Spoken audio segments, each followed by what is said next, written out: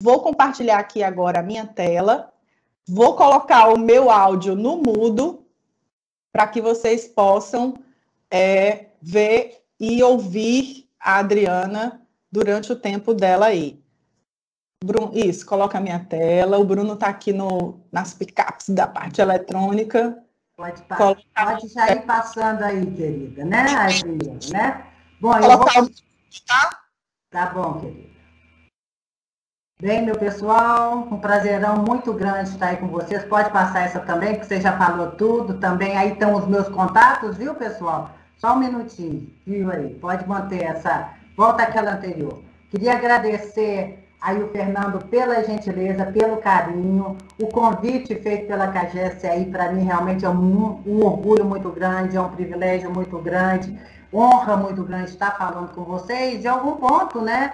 De alguns direcionadores, né? Eu sei que o evento é governança, risco e compliance. Eu sou um pouquinho subordinado, eu falo governança, compliance e risco. Vocês vão entender o meu racional daqui a pouco, né? Mas o Fernando, brilhantemente, ele já entrou com a parte de conformidade ali, né? Depois nós vamos ter um outro palestrante que esteve comigo na sexta-feira também no evento de Fórum Permanente de Auditoria da Comissão Nacional de Justiça, né? Em Brasília nós estivemos participando juntos também do evento, né? Que vai estar falando sobre risco, e eu fiquei no meio do sanduíche aqui com os dois e tendo que fazer aí o link. Mas é um link que eu vou fazer, gente, e o recado inicial que eu tenho para falar com vocês é o seguinte, pode passando, Gislene, né? Que é aqui, o GCR, o GRC, é o patamar mínimo.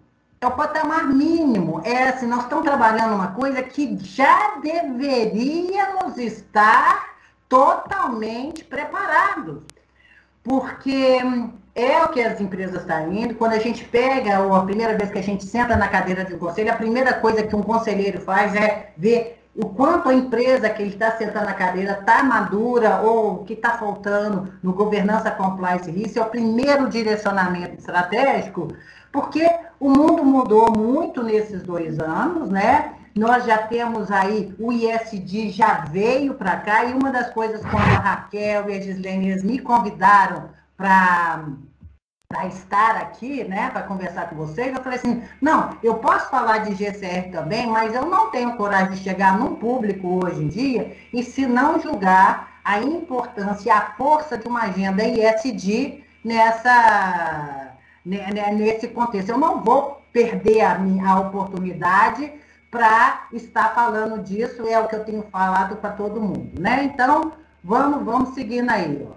Gislene, pode continuar. Vamos lá, tá? Então, são os direcionadores estratégicos. Por que, gente, que a gente está falando de direcionador estratégico? Porque eu estou falando como conselheira e nós estamos falando do direcionamento que as nossas empresas todas, elas têm que estar alinhadas, né? E aí, vamos lá, né? Próxima. Por que a gente está chamando isso aqui para vocês? Falando em governança, eu tenho que falar sobre governança. Atenção, é o G, a primeira letrinha do GRC. É governança. Nós precisamos entender aonde nós estamos em governança, porque é a plataforma que você vai ter para ter compliance e ter risco. Se você não tiver o mínimo de estrutura de governança, você não tem por onde, você não fala nem em risco, você não fala em conformidade, você não fala em nada. Porque para uma conformidade, ela fazer parte, ela para dar certo, para ela ter começo, meio e fim, ela tem que estar ligada numa estrutura de poder, e essa estrutura de poder é a governança. Só que a gente precisa entender hoje a importância de empresas como a CAGES. O que significa isso? E aí eu vou trazer o racional que a gente fala, né? A racional que não é meu, é do OCDE, né? Organização para a Cooperação e Desenvolvimento Econômico das Nações, que é o benchmark maior, né? Para todas as empresas dos melhores países do mundo, ela que direciona os princípios básicos da governança corporativa. E a OCDE, na última atualização que ela fez desses princípios de governança corporativa, ela coloca simplesmente as empresas como, gente, promotoras de mercados transparentes, justos e consistentes com o Estado de Direito. para o CDE, empresas como a CAGES e tudo, elas são garantidoras do Estado de Direito, e porque é basicamente através dela que uma alocação eficiente de recursos pode fazer. E por que a gente está falando isso e nós estamos falando em direcionadores estratégicos? Porque quem direciona estrategicamente uma empresa é o Conselho de Administração. E nós vamos ter que entender isso aqui. Os conselhos, hoje em dia, eles, além de orientar estrategicamente uma empresa, controla, né, tem que controlar a gestão. E hoje em dia, gente, qualquer coisa que aconteça positivo ou negativamente, tá, que aconteça nas empresas, é o conselho que responde perante a sociedade o que está acontecendo na empresa. Isso, boas práticas mundiais, e é nisso que a CAGES, que mexe com água, com saneamento, que mexe com um dos objetivos mais caros do milênio, dos Objetivos de Desenvolvimento Sustentável, mexe. Então, vocês estão dentro desse contexto, e por isso que a gente fala em direcionador estratégico, e por isso que nós estamos falando em governança. Tá? Próxima, né? Então, o evento hoje é o primeiro, pode passar, Guilherme. Tá? Governança, compliance e risco. E o que a gente imagina, né? O que é essa fase alimentar? Pode ir passando aí até formar a figura toda. Nós temos que ter um mapeamento da maturidade de governança da empresa, né? Nós temos que ter um mapeamento de como nós estamos em relação a compliance. E veja bem, gente, né? A gente tem que entender, né? Por que eu troco compliance e troco... Tem mais Jéssica tentando entrar aqui de tudo quanto é jeito. Jéssica, deixa eu falar com a Jéssica rapidinho. Jéssica, a Raquel está tentando falar contigo, tu vai entrar com outro link, tá bom? Que a Raquel vai te mandar, viu? Obrigada. Desculpa, Adriana. Nada, querida, né? Então, nós temos que entender onde é que nós estamos, o momento de governança, o máximo de compliance que a empresa está abarcando nos seus programas de compliance e integridade. E aqui, por que eu troco o GC pelo R? Porque a matriz de risco, na concepção de uma matriz de risco de alta probabilidade de acontecer com alto impacto, é que vai priorizar aquilo que a gente tem que fazer primeiro. A matriz de risco, além de dar, ela te dá ali a tangibilizar, ela tangibiliza para nós aquilo que a gente tem que fazer. E a partir dessa priorização que a matriz de risco já, você entra com você precisa fazer tanto de governança e de compliance no planejamento, e aí você tem condição de você acompanhar e ir minimizando as coisas de uma certa forma, tá?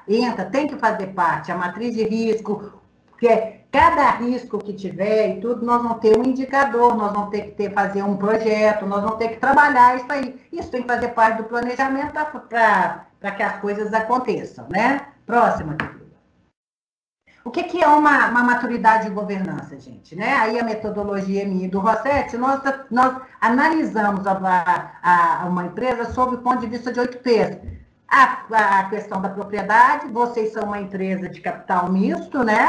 Está ali, pública ali, atende a uma 13.303, mas a propriedade, a coisa mais importante para nós né? A questão da coesão dos acionistas, quem é importante, como é que está ali a blindagem societária, entra governo, sai governo, como é que fica isso aí, para a empresa estar na direção que precisa. Ela tem um objeto social, ela tem que atender esse objeto social, e isso é muito mais importante do que qualquer outra coisa, né? Então, os governos passam e a empresa tem que ficar. E aqui eu estou olhando a coesão nossa, né? Tanto dos acionistas quanto das pessoas que estão ali no dia a dia, lidando ali os nossos funcionários de carreira ali, né? A gente trabalha sobre a questão de princípios, o quanto os princípios dentro da empresa, dentro de uma CAGES, está internamente compartilhado, externamente sancionado. A gente analisa a questão da capacidade, né? Ou ali do alinhamento, do planejamento estratégico da empresa, que é a questão dos propósitos. A gente analisa também como é que estão os papéis ali dentro, quem faz o quê, se as atribuições estão sendo bem definidas e tudo. E aqui, gente, esse papéis é uma coisa importante, porque com a pandemia mudou demais, que boa parte dos nossos funcionários, eles estavam ou ficaram em home office e tudo. E como é que tem? Se tem um P que está mudando e que precisa de uma chacoalhada, é o P de papéis por conta do home office. Então, é um dos P's que está todo mundo trabalhando, porque aquilo que fazia antes de tudo, as pessoas vão voltar, não vão voltar, como é que vai ser, como é que você vai... vocês vão remunerar as pessoas, como é que vai ser isso? Isso está sendo uma instância em governança, né? Porque é mais importante para nós a segregação de papéis, eles têm que estar definidos. E está tudo mudando, então é um momento que todas as empresas estão trabalhando muito a questão dos papéis nas segregações de funções. A questão aqui é poder também, é um outro ponto que a gente analisa em governança, é o que eu perguntar para vocês assim, o que é definidor, né? O que define as pessoas subirem na CAGES? O que indica ou mérito? É a P de poder que a gente tem.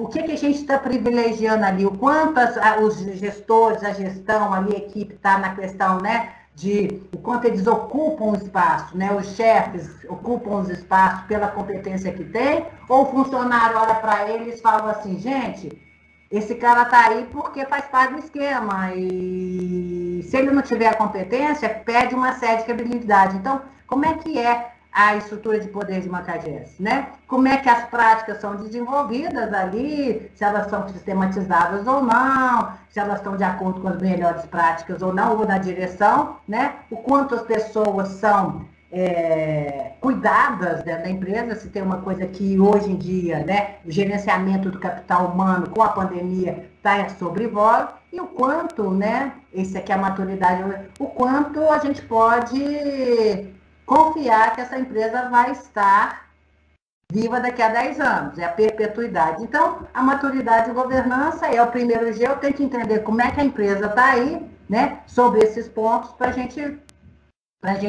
ter minimamente uma teia que a gente possa, dentro dela, né, um pano de fundo para a gente poder falar de outras coisas. Próxima, querida. Nós aí também precisamos entender, cada um dos gestores que estão presentes ali tem que estar entendendo o seguinte, o meu processo, aquilo que eu faço, e faço muito bem, e tem que continuar fazendo porque eu sou o melhor. A minha área, esse processo eu tenho, eu sou o melhor, eu analiso com os meus concorrentes, e não tem ninguém que nem como eu que faço isso com a competência. Eu tenho que ter uma estratégia de manutenção. Mas eu tenho aqueles processos também, pessoal, que a gente faz, a gente está na onda, mas tem gente que faz muito melhor do que a gente. É outra estratégia. E o que a gente tem que fazer no dia a dia para você? Você já está perdendo o jogo, vamos ter que correr atrás. Tem aquelas coisas que é o amarelinho, esse é o amarelinho que a gente tem, né? E tem aquela coisa que a gente considera o vermelho. O que é o vermelho para nós? É aquilo que você não faz e precisa fazer, porque o mercado já está exigindo, e principalmente aquilo que você faz, mas tem que deixar de fazer de qualquer jeito, porque não dá mais jeito.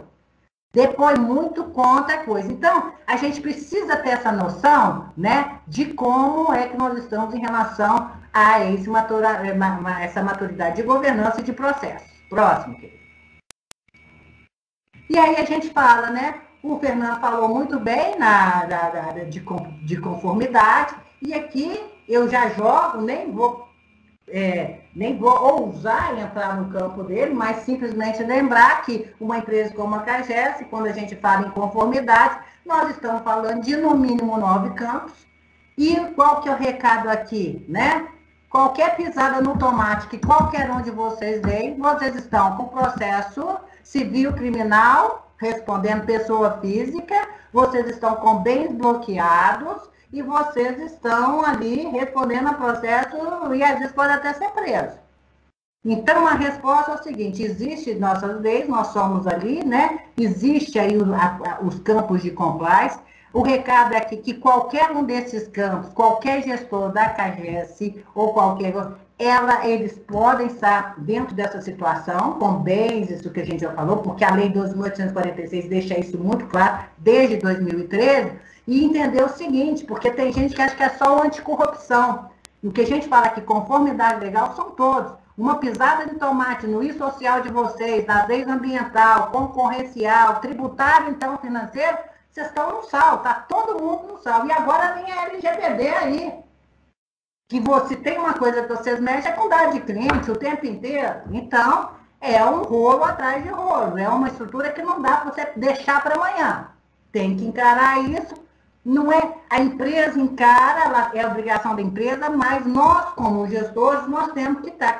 Qualquer um de vocês aí, gente, tem que pensar, olhar para um quadro desse meu aqui e falar assim, qual é desses campos que é o mais vulnerável? Aquele que pode machucar meu CPF, porque é questão de CPF, não é CNPJ mais. Compliance é uma responsabilidade pessoal. Então, esse é o recado que eu gostaria de dar, porque nós estamos no evento do GCL, eu estou ainda no GCL. Próxima, né? A questão da LGPD. Gente, se eu não tiver uma estrutura bem montada de compliance, para estruturar compliance dentro da minha empresa, vocês podem esquecer que o LGPD de vocês vai ser frouxo. E se você não tiver um LGPD muito forte, você não vai sequer entender a questão que vem aí, que é a arena da próxima produtividade, da competitividade agora, que é a arena da cybersecurity. Então, é uma coisa, se você não fala em cybersecurity, se você não fala em LGPD, se você não fala em LGPD, se você não tiver minimamente uma estrutura de compliance. Próxima, Gisele. E aí a matriz de risco, né? A matriz de risco, por que ela está atrás, né? Vamos lá. Porque o que é racional de risco? Aquilo que tem alta probabilidade de acontecer com altíssimo impacto negativo na sua empresa. É o pretinho aqui. Se você conseguir imaginar isso, o que a gente tem? A gente conseguir visualizar isso, você tem alguma coisa que você tem que fazer sim ou sim. Porque qualquer coisa ali você tem que fazer, você tem que minimizar o impacto dessa encrenca. E a matriz de risco, ela vai te priorizando aquilo e tangibilizando aquilo que você tem que fazer de melhor, tá? De mais rápido, porque isso ali é a forma de você tangibilizar e priorizar o que você tem que fazer. Você tem milhares de desafios em governança, milhares de desafios em compliance e tal. O que eu faço primeiro? Tem que jogar numa matriz de risco. Aquilo que cair no pretinho aqui, alta probabilidade de acontecer com alto impacto negativo na vida da empresa ou na sua, você tem que bloquear isso de qualquer jeito. Isso aí é um indicador que você tem que estar acompanhando, isso é um projeto que você tem que estar fazendo. Então, por isso que eu troco o lugar do ser contra o é, tá? Mas podemos seguir, né? Acontece que a Lei 12.846, essa que é considerada, né, que é a nossa lei de compliance, ela diz o seguinte, ela é danada, ela é desgracenta, gente. Por quê? Porque ela, além de responsabilizar a empresa, além de responsabilizar a pessoa física do administrador ali, ela também responsabiliza a empresa sobre qualquer pisada de tomate que, por exemplo, qualquer stakeholder faça. Então, você contrata um transportador, está com um produto seu, acontece um desastre com esse transportador. A empresa é corresponsabilizada. E essa lei, ela força as empresas a mapear aqueles stakeholders mais críticos dela para colocá-los, né, no mesmo nível de compliance dele. Porque se ele pisar no tomate, ele leva a credibilidade e a imagem da empresa junto. E a empresa hoje não pode prescindir disso. Uma ArcelorMittal, uma siderúrgica brasileira, né, tá aqui, atua no mercado brasileiro, ela simplesmente monitora 15 mil fornecedores por ano, porque ela descobriu o fornecedor é o que pode mais arranhar a minha imagem e a minha credibilidade perante o mercado. Então, nós estamos ali, vem todo um processo e tudo ali. Então, esse negócio da gente ter que mapear os mais críticos, né, significa que a gente tem que ter uma política de relacionamento com eles, tá? Próxima, Dor.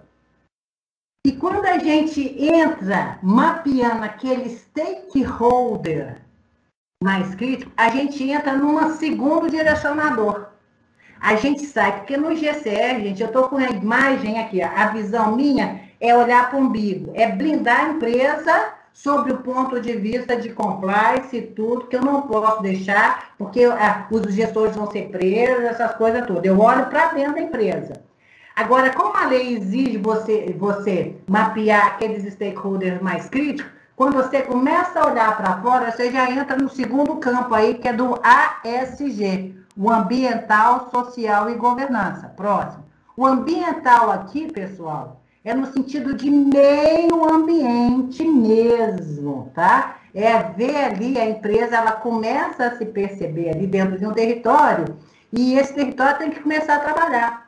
E aqui a gente tem que tomar muito cuidado, porque tem muita gente falando em ESG, que não é o que nós estamos falando aqui no momento, nós vamos falar dele ainda, como se fosse. Então, a turma está achando, antigamente a gente falava em sustentabilidade de uma empresa, que ela tinha que, de uma certa forma, equilibrar a dimensão econômica financeira, né, que é o lucro embaixo, falava na dimensão ambiental de atender às leis ambientais, e falava da dimensão social, que você não podia ter trabalho escravo, coisas do jeito.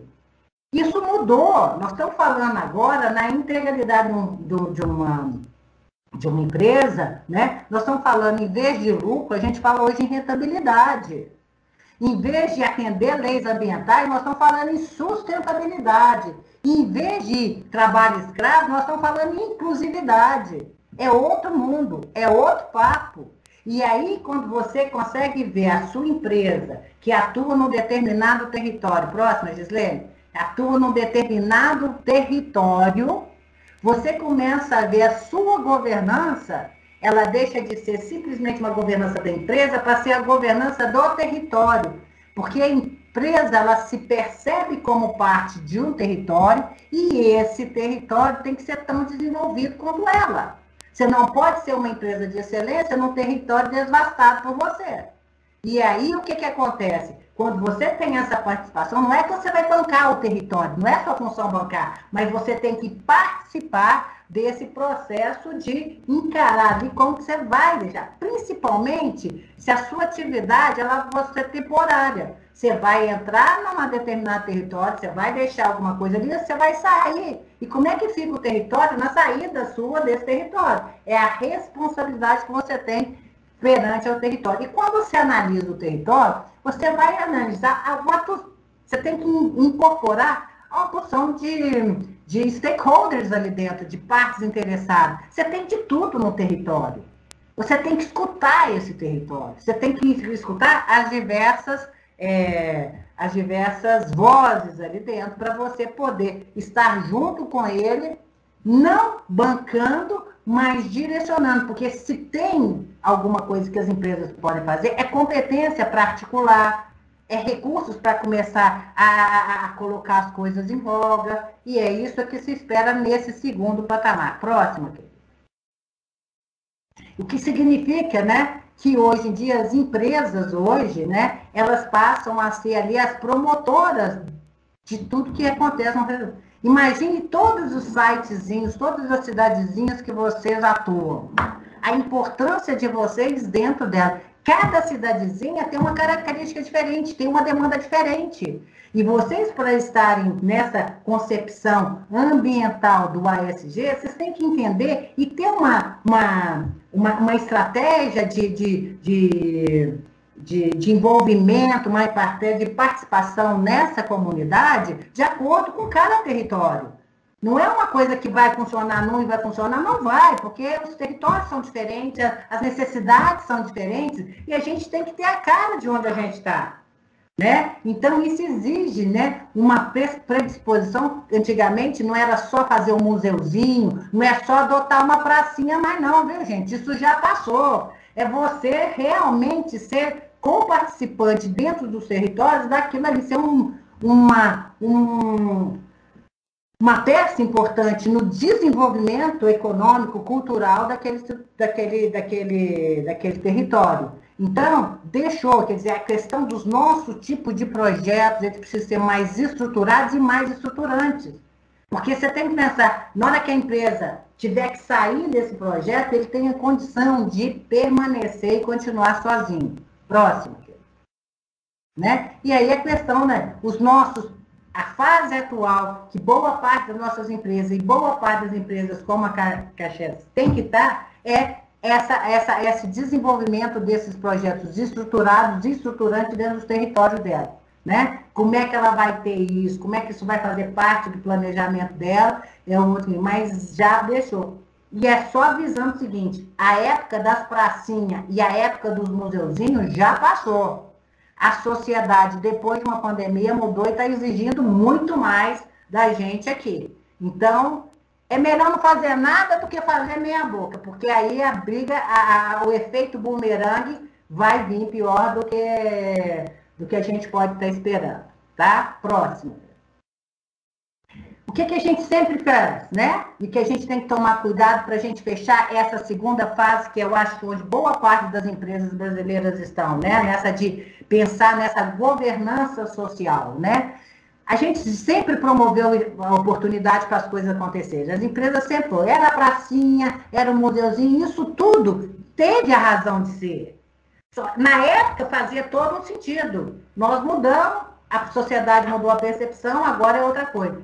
A gente precisa agora tentar assegurar o máximo a participação, porque você promove a oportunidade, ok. Você tem que assegurar a participação daquilo que você fez, daquele foco, exigindo aquilo que aquilo ali tem que ter. E mais importante, que a gente nunca fez, estabelecer uma rede de segurança. Se a empresa tiver que sair por algum motivo daquele projeto, o que acontece? O projeto continua, ele tem vida própria. Ele vai sem a empresa. Então, é estabelecer essa rede de segurança, pode fechar, estabelecer essa rede de segurança que a gente precisa nesse momento, porque aí fica legal. Você participa, você promove, você faz o que tiver que fazer. E na hora que não é mais o papel da empresa, que a empresa não tem esse papel e vai ter que partir para outra, deixou o território em condições de se bancar, ou o projeto se bancar sozinho, porque ela está saindo e vai sair na boa, nem olhar para trás, porque está tudo preparado, porque ela preparou o território para andar sozinho, sem depender da empresa ali. Próxima. Então, é essa a questão do propósito. Para aí a gente falar no que veio com muita força, que é a agenda ISD. Então, aqui, bom, gente, ainda nessa transparência. GCS, governança, o máximo de governança, estrutura de governança que eu preciso, o máximo de compliance, preciso estar numa matriz de risco para me priorizar, para me ver o que eu faço primeiro, ok? Começo a pensar em stakeholder, daqueles mais críticos que eu preciso, porque se eu não vou fazer isso porque eu sou boazinha não, viu gente? Porque se eu não fizer e ele pisar no tomate, a imagem e a credibilidade vai junto. Eu entro num ambiental, social e governança. E o que é? Eu tenho que ver o ambiente, o meio ambiente todo, né? E o meio ambiente mesmo, na sua integralidade do território. Eu tenho que conversar com as pessoinhas todas que estão ali, que pensam diferente, e tem que ter por que o G é o último? Porque eu tenho que ter uma governança do território para harmonizar tudo isso. E aí vem o ISD. Tem muita gente que fala que ISD é o ASD, e não é. Aqui é território, e o ESG, quando vem nessa agenda ESG, é o I de environment, de ecossistema. Ecossistema é diferente de território, que é diferente de empresa. Eu saio da empresa, território, ecossistema, planeta. Eu estou falando de Objetivos de Desenvolvimento Sustentável. Próximo. E aqui, gente, nós estamos falando dos ODS. E vocês têm aqui água potável e saneamento. Vocês são o número 6. Vocês estão, no olho do furacão quando vocês falam em ISD. Vocês têm que estarem acompanhando isso aqui. É muito mais do que GCR. É muito mais do que a ESG. Vocês estão com objetivos, né? Água e saneamento são objetivos dos mineiros. É problema no mundo inteiro que precisa ser resolvido, né? Então, não tem jeito de vocês ficarem para trás. E não tem jeito de vocês, se vocês não forem nessa onda, se vocês não conseguirem pegar nessa onda, essa onda vai engolir vocês. Vocês vão ser, turbinados no que os outros estão fazendo e vão ficar para trás e vai criar um maior problema, porque se espera que água potável e saneamento, que é um objetivo do milênio, acontece. Fora isso, você tem vida na água, vida terrestre, uma série de coisas que também fazem parte do negócio de vocês, né? Então, vocês estão no olho da comunidade. O que vocês mexem é problema planetário, não é territorial, não é problema Brasil, não é problema de Ceará, né? É planetário. Vocês estão mexendo no ecossistema aquífero do mundo. E isso não é pouca coisa, isso exige de pessoas, exige uma capacitação, exige um entendimento dos funcionários de uma CAGES, de uma Copasa, de tudo, totalmente diferenciado da importância do trabalho que vocês fazem. Não dá para simplesmente ser servidor público. Vocês estão mexendo com coisa que tem um poder, uma necessidade impressionante, né, de planeta mesmo. E água é o que vai pegar daqui para frente. Então, quem estiver na frente, quem estiver olhando isso, quem tiver os territóriozinhos todos assim, passa a ser um benchmark. Num país como o nosso, que tem tudo para fazer, é a mesa sendo colocada para a gente sentar, né, e aproveitar. Próxima. Próxima, Gislene. Por favor. Aí, gente, o que o mundo entende? Há mais de 20 anos existe uma carteira chamada ESG. Então, essa palavra, essa coisa, não é uma coisa que agora veio por pandemia. Não. Isso tem desde 20 anos atrás que você tem uma carteira em Londres que fala. E eles, o que eles acham? O que eles exigem em termos de governança? Anticorrupção, estrutura de governança, risco, gerenciamento de risco, que nós falamos é o GCR, e transparência, é o nosso GCR, é o que todo mundo. O que eles exigem em termos de ecossistema, né? Por que a gente fala que o environment é ecossistema? Porque eles querem trabalhar em biodiversidade, mudança climática, poluição e recursos, né? E a segurança da água. Vocês mexem com o quê?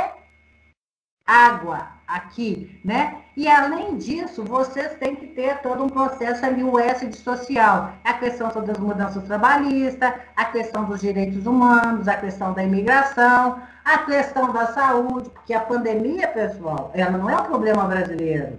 Ela é um planeta, é saúde planetária. Jogou o planeta todo embaixo, assim, para poder fazer, né? E hoje, além de você ter um foco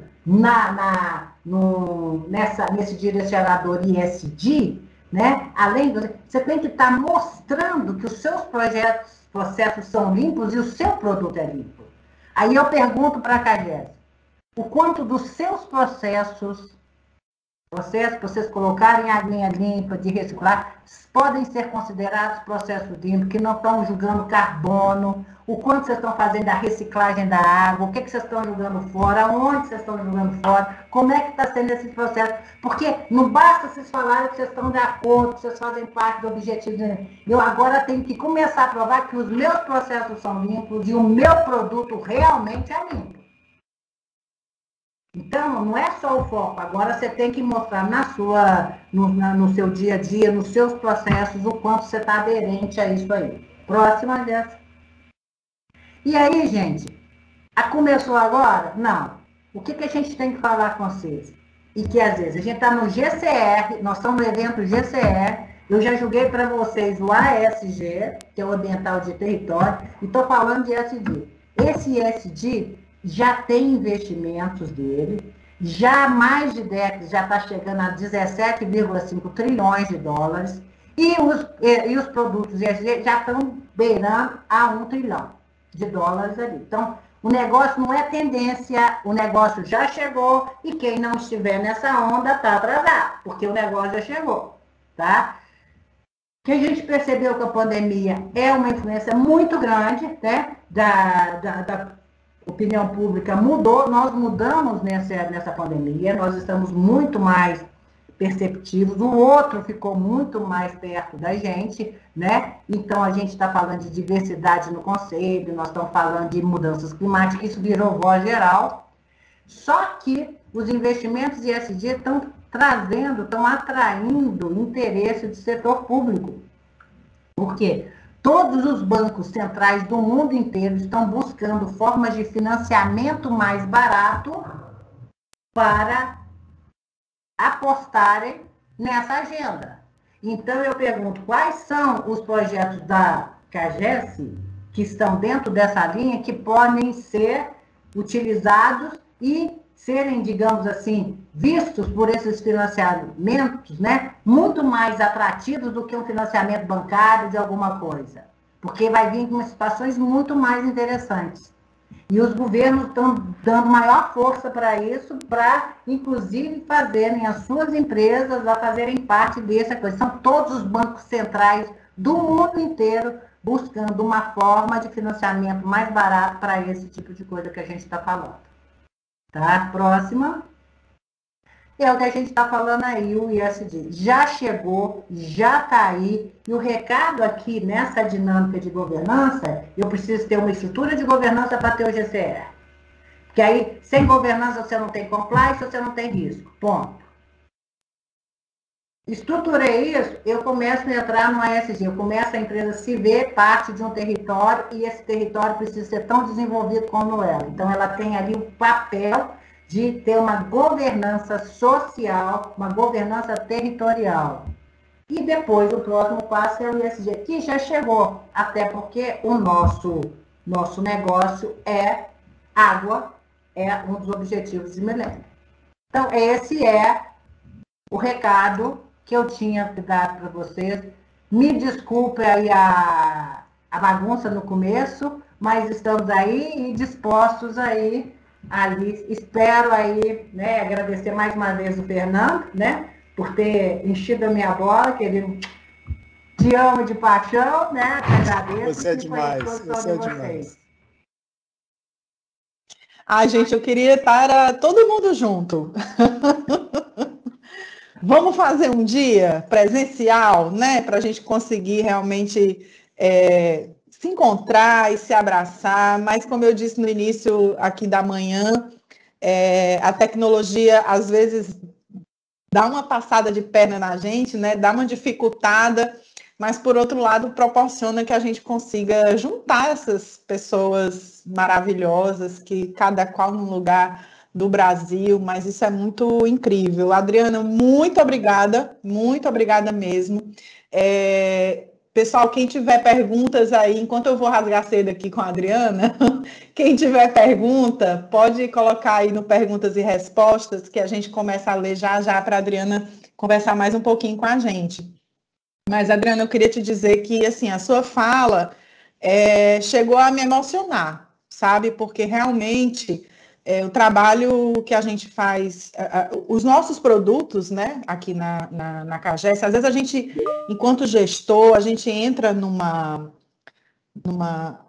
círculo tão voltado ao desempenho, e a gente precisa efetivamente, né?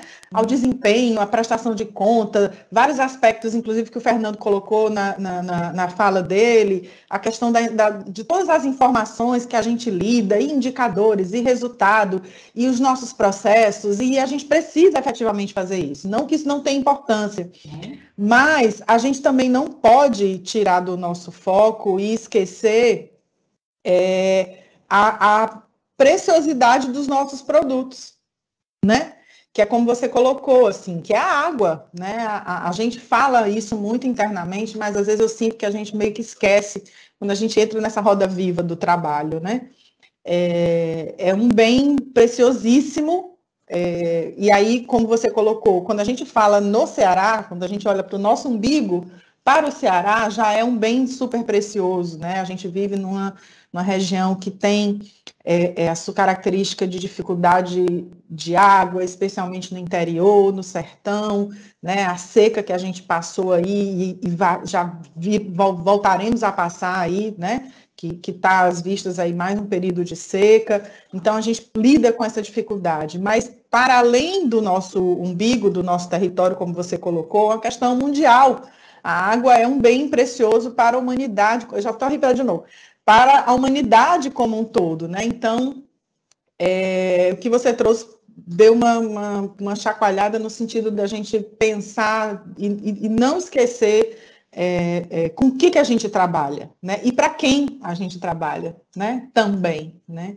As pessoas que estão lá na casa, em cada torneira que chega, né? O nosso produto, a gente precisa, não pode perder isso de foco. Tem umas perguntas aí, né, o Bruno? São comentários. Então, deixa eu ler aqui os comentários. Deixa eu abrir aqui no meu computador as perguntas e respostas. Quando tu publica, eu vejo aonde? Eu estou meio perdida. No passado, eu soube fazer tão bonitinho isso ano passado, eu estou meio perdida. Eu acho que ano passado eu fui super bem, mas esse ano eu estou meio perdida. Alguém perguntou aqui acho que do tempo do Fernando. Fernando está dizendo aqui que tem a galera do São Tomás de Aquino aqui, viu? Estou lendo aqui umas coisas antigas. Coisa boa. Fui no lugar certo. O Bruno está dizendo aqui que eu tenho que ir nos publicados. Então, vamos lá. Uma pessoa que está RS, acho que é a Raquel. É tu, Raquel Soares? São grandes os desafios a serem enfrentados pela CAGES nos próximos anos, principalmente diante do marco legal do saneamento e a necessidade de atendimento às práticas relacionadas à agenda ESG. Como foi muito bem destacado pela Adriana, a água e saneamento básico são objetivos globais, né? E por isso a integração das áreas e o comprometimento de todos os colaboradores é fundamental para a sobrevivência e a perpetuidade da nossa companhia. Parabéns pela excelente palestra. A galera tá... A Raquel está aqui do meu lado dizendo, fui eu que escrevi. O Adeilson colocou muito gratificante, ouvir gente com expertise, parabéns pelo evento. A Karine Barbosa, alguns especialistas avaliam que os investimentos em ESG... Aqui uma pergunta, tá, Adriana? Alguns analistas avaliam que os investimentos em ESG foram migrados de forma tempestiva e pode ter causado a crise de demanda que temos atualmente em energia, petróleo e carbono. Qual é a sua visão sobre isso? Não, eu acho que não foi de forma tempestiva. O que está acontecendo é que tem muita gente com entendimento equivocado do que é ESG. Porque se você estiver achando que o que a gente está vendo é uma série de consultores por aí vendendo ESG de uma coisa que eles não têm nem noção do que seja, que falta materialidade, tudo. A própria OCDE, eles falam o seguinte, o discurso está aí, já tem dinheiro, já tem investidores pensando, mas falta materialidade. O que realmente vai estar lidando e vai fazer diferente daqui para frente? O que a gente está vendo é que eles estão fazendo uma repaginação daquela antiga responsabilidade corporativa que nós temos e querendo dar uma roupagem de ESG que não é. Uma coisa é você fazer museuzinho, uma coisa é você trabalhar, a outra coisa é trabalhar em ecossistema.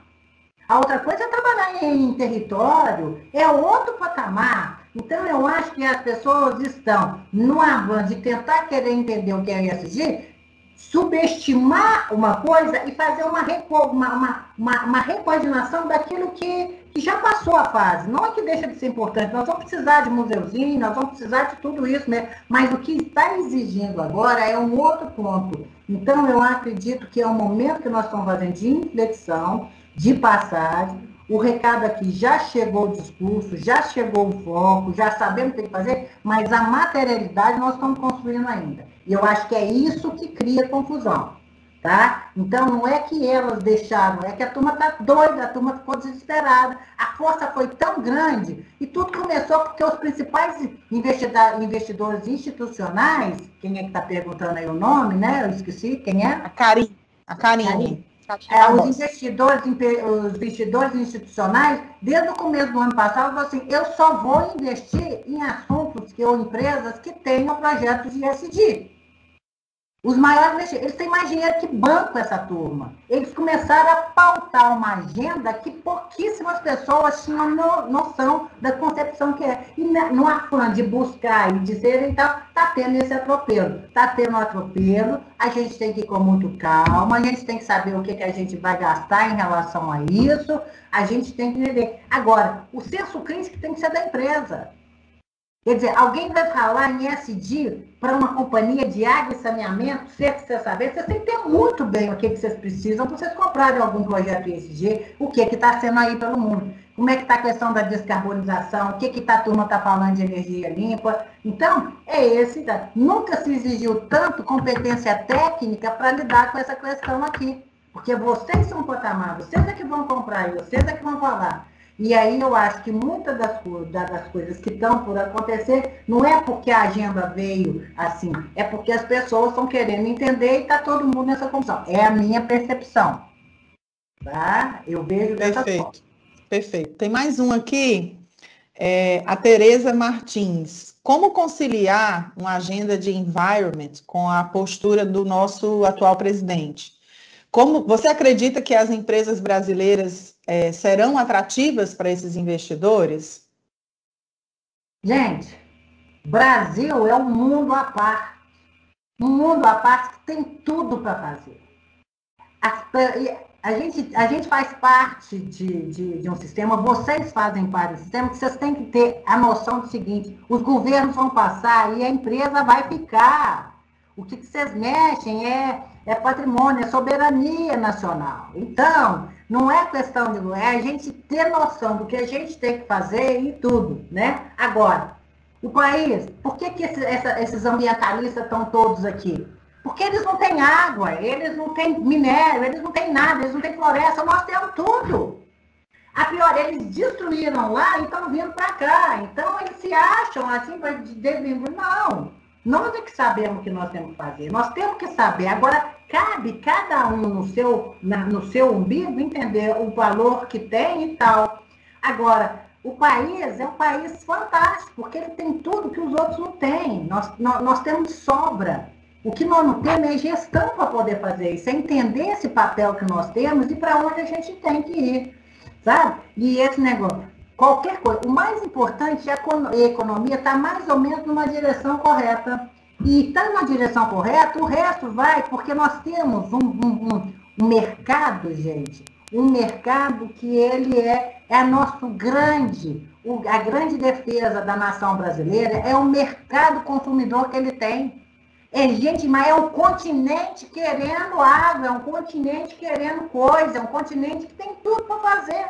Então, as coisas estando mais ou menos certas, mais ou menos na direção, né? As coisas vão fluir, porque elas vão fluir, porque nós temos um mercado demandante muito grande. São poucos os países que têm. Pega a América Latina, não chega no Brasil, gente. Então, a gente tem que ter essa noção de... Não é questão de estar aí. A questão, e governo é circunstancial. O ano que vem pode mudar tudo, pode mudar tudo. A questão é o que é importante para a gente. Não é quem vai vir. É o que ela tem que fazer, independente de quem ainda vier. Ou de quem ficar. É Perfeito. Isso. E aí é objeto social, aí é estatuto, é as pessoas saberem que estão mexendo com objetivos de milênio, as pessoas encararem o dever de casa delas e o que elas são, vocês são servidores, então encarar na importância que precisa. É difícil? É. Não estou dizendo que é fácil, não. Mas mais do que nunca, tanto a sociedade quanto as empresas, elas precisam se posicionar naquilo que é melhor para o negócio dela, para as coisas que elas são feitas. E uma empresa que mexe com objetivo de milênio, ela sequer pode pensar em outra coisa que não seja atender o objetivo social pela qual ela foi criada. O resto é resto. É sobreviver quando o negócio está meio esquisito e aproveitar quando a onda subir para surfar nela. Não tem muita coisa para fazer. Só não pode se acovardar daquilo que precisa fazer. Perfeito. Tem umas pessoas, não foi nem nas perguntas e respostas aqui do Teams, mandando pelo WhatsApp, porque aqui o negócio vai pelo WhatsApp. Para você indicar, se você puder, alguma instituição, algum local, enfim, um curso que você recomende, um bom curso sobre ESG, ASG, sobre essa temática toda aí, que você possa recomendar. Bom, gente, entendimentos aqui. Nós estamos falando de GCR e tudo. Está vindo muito forte, tá? Eu acho que as Big Four já estão começando a vender isso aí, né? Mas, assim, as coisas estão chegando. Então, olha, leiam mais. O OCDE, que é a foto maior, o que eles estão vendo, onde é que eles estão, né? O que esses investidores institucionais estão vendo, o que está... Que as pessoas agora estão... Aqui em Minas, por exemplo, já começaram, por exemplo, os cursos de pós-graduações de ESG e inovação. Começou agora. E começa com governança, você mostrando essa parte. Cada um vai fazendo ali a parte, né? Então, está começando agora os cursos, né? Não tem assim um que está pronto. Porque a coisa chegou agora, esse entendimento está começando a ser... Está crescendo agora, né? Gente, e outra coisa, né, José? Esse é o entendimento que eu tenho hoje, atualizado hoje, com as informações que eu tenho. Se daqui a 3, 4 meses a gente encontrar em algum outro evento sobre o mesmo tempo, pode ser que eu esteja com alguma pessoa diferente. Porque o que eu faço, a questão é de acompanhar o que está vindo. O que a gente precisa ter é não ter medo e de correr atrás do que está vindo para a gente ver e perceber aquilo que faz sentido para você, né? Então, os cursos estão começando agora, né? As Big Four já estão ali. E vocês podem ver que estão ainda de uma forma muito incipiente, porque não é fácil falar de uma coisa que você não sabe exatamente o que é. Então, tem que se tomar cuidado, né? E eu acho que daqui para frente vai ser uma parte de palestra e tudo. O que eu queria aqui é mostrar que são 3 coisinhas diferentes. Uma depende da outra. Elas são complementares, mas se eu não tiver um GCR, eu não tenho ASD, e se eu não tiver um ASD, eu não tenho condição de falar em planeta. Perfeito. Claro? Tá bom? Tem um comentário aqui, que aí é para o Fernando e para a Adriana. Excelente abertura do evento, parabéns, Fernando. Muito ricos os esclarecimentos sobre ASG e ESG. Mais uma excelente palestra. Obrigada, Adriana. O pessoal agradecendo. E tem uma última pergunta aqui, Adriana. Eu não entendi muito bem a pergunta. Natália, amiga, se foi você, me manda um WhatsApp, porque eu não entendi muito bem. Eu vou ler o comentário da Natália. Bom dia. A água é o maior ativo de uma nação. Em breve, será mais valioso que o petróleo e, quiçá, motivo para questões bélicas como o combustível o é. Isso posto, e a atualização do marco regulatório, que exige dos entes federados engajamento, quando eles não fazem, quando eles não fazem, né, esse engajamento, acho que é isso. Como levantar a bandeira da sustentabilidade quando os entes federados não estão aí na mesma vibe? Acho que é isso. Fernando? Ajuda dos universitários?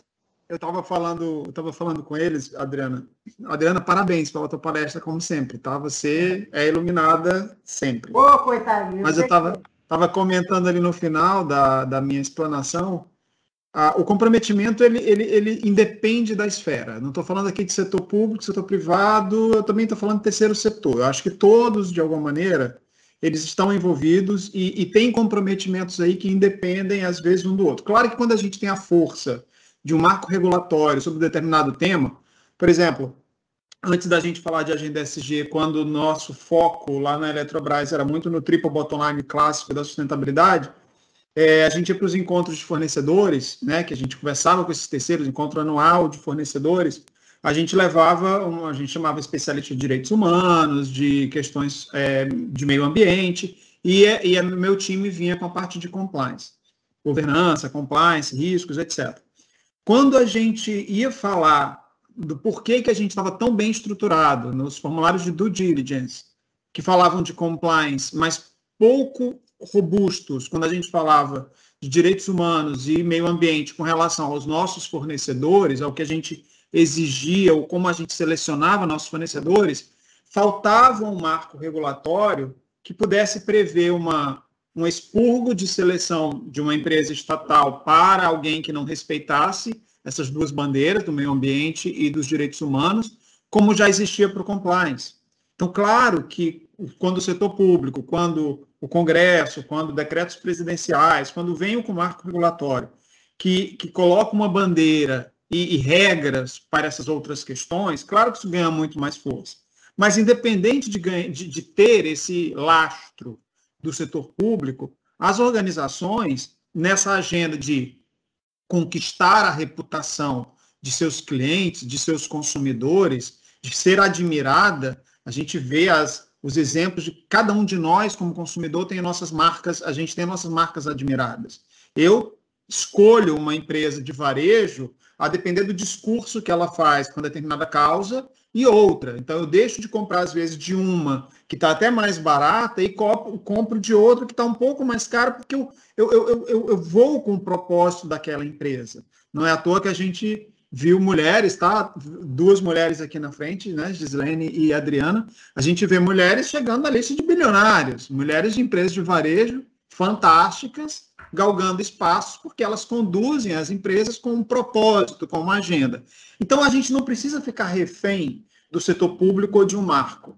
A gente, como organização, quando a gente constrói nos colegiados de governança, eu vivo isso como conselheiro de administração da Enel, e vivo isso no dia a dia da Eletrobras, nas posições de GRC que a gente ocupa na diretoria.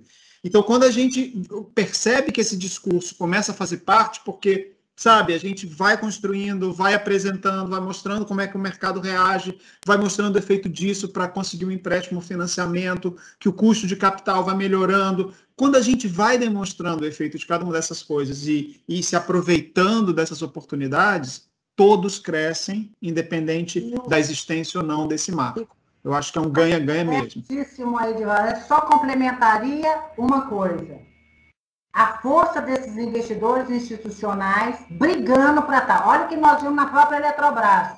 A turma de fora querendo um papel no conselho, e essa turma vem com essa bandeira ISD.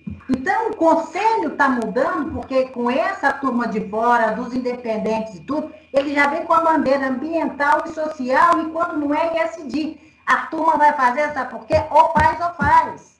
E aí, o que a gente vai precisar? O quanto vocês estão preparados internamente para fazer a coligação com o que vai vir de conselho?